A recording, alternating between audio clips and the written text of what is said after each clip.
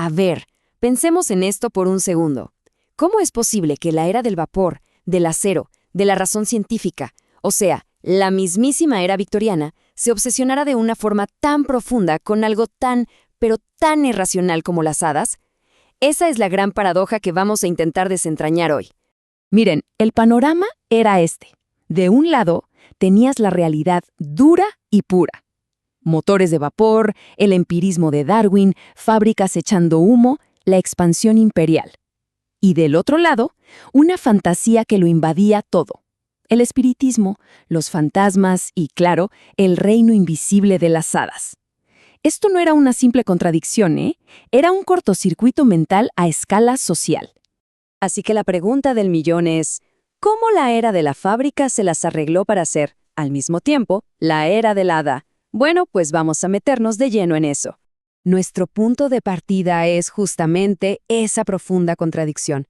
La era victoriana estaba obsesionada con mirar hacia el futuro del progreso, de la industria, pero al mismo tiempo no podía dejar de mirar hacia atrás, hacia un pasado mágico que sentía que se le estaba escapando de las manos. Y claro, todo este anhelo, esta nostalgia, surge de un problema de fondo, la sensación de estar viviendo en un mundo que había perdido su encanto, un mundo que, de repente, se sentía vacío de magia. Las ansiedades de la modernidad eran abrumadoras. El trauma industrial estaba borrando los paisajes naturales. Luego, el shock científico de Darwin llegó y nos quitó de nuestro pedestal en la creación. Y encima, la rigidez social imponía un corsé moral que asfixiaba. Todo esto creó un sentimiento de pérdida profundo, la convicción de que un mundo más inocente se estaba muriendo. La respuesta psicológica a toda esta angustia fue algo que se conoce como nostalgia restauradora. Y ojo, que no es solo extrañar el pasado, es un deseo activo por reconstruir una versión idealizada, mítica, de ese pasado, una que quizás nunca existió, para poder aguantar el presente.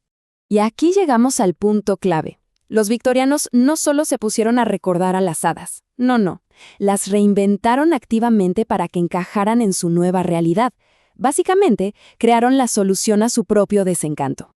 Este proceso se conoce como tradición inventada. Es un concepto fascinante. Se agarran pedacitos del pasado, se reinterpretan y se presentan como si fueran una herencia de toda la vida. El hada victoriana es el ejemplo perfecto. Parece súper antigua, pero en realidad es una creación del siglo XIX.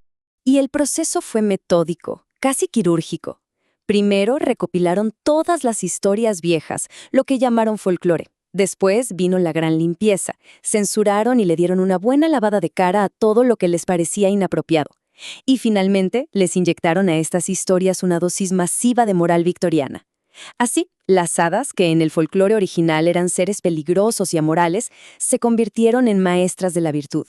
Un ejemplo brillante de esta censura lo tenemos en cuentos como Blancanieves. En las versiones originales, la villana era la propia madre. Imagínense. Para los victorianos que veneraban la maternidad, eso era impensable. Su solución la convirtieron en la madrastra malvada, salvando su ideal y cambiando el cuento para siempre. Muy bien, esta nueva hada domesticada necesitaba un hogar y lo encontró en el arte. Fue a través de la pintura, del teatro y la literatura que esta figura reinventada inundó por completo la cultura victoriana. En la pintura, las hadas resolvieron un problemón. La sociedad victoriana era súper puritana y prohibía terminantemente exhibir desnudos en el arte público. Claro, excepto si se trataba de hadas. Como no eran humanas, el mundo de la fantasía se convirtió en una escapatoria ingeniosa, un espacio seguro donde los artistas podían explorar toda esa sensualidad y erotismo que estaban prohibidos en el mundo real. Y vaya que lo aprovecharon.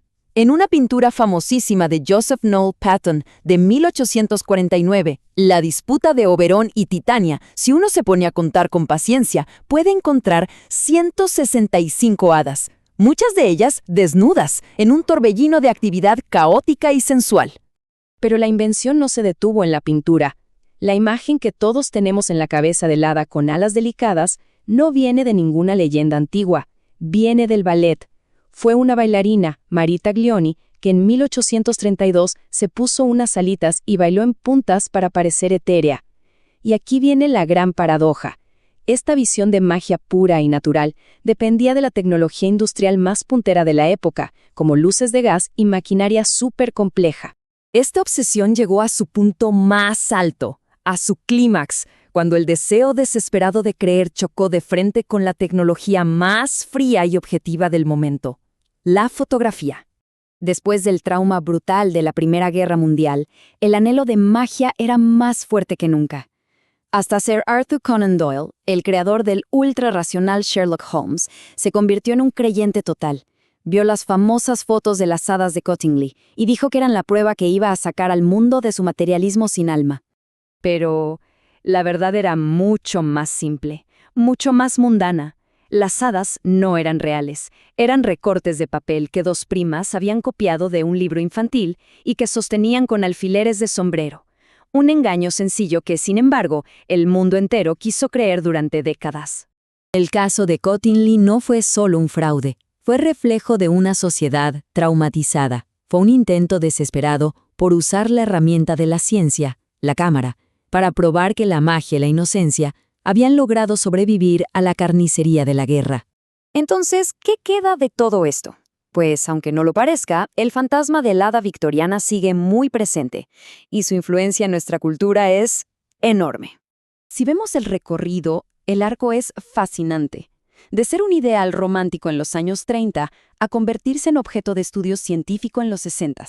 Luego, una reacción espiritualista que las ve como seres reales, para finalmente chocar con la modernidad en los años 20, donde el intento de probar que existían solo reveló que eran una creación.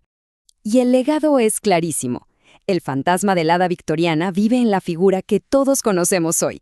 Esa criatura delicada, con alas, a veces buena, a veces traviesa, es el plano directo del hada más famosa del mundo. Campanita, o Tinkerbell para muchos. La era victoriana inventó el hada que necesitaba para enfrentar sus miedos a la modernidad. Y eso nos deja con una última pregunta para reflexionar. En nuestro propio mundo, que cambia a una velocidad de vértigo, ¿qué mitos estamos inventando nosotros?